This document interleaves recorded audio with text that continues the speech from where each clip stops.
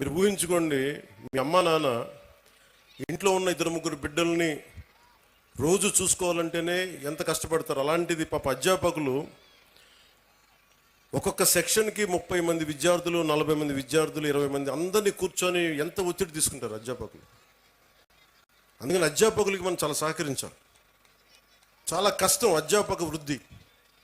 ఈ దేశం బాగుండాలి అంటే కాంట్రాక్టర్లు కాదు మనం పెట్టాల్సింది డబ్బులు, అధ్యాపకుల మీద పెట్టుబడి పెట్టాలి.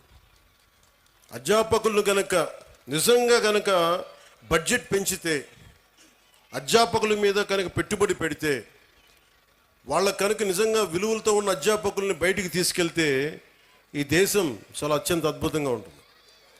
అందుకని అధ్యాపక వృత్తి హైయెస్ట్ పెయిడ్ జాబ్ అవ్వాలని నా కోరిక. ఆ రోజు జరుగుద్దా నాకు తెలియదు, కానీ నా ప్రయత్నం నాకు చేస్తాను.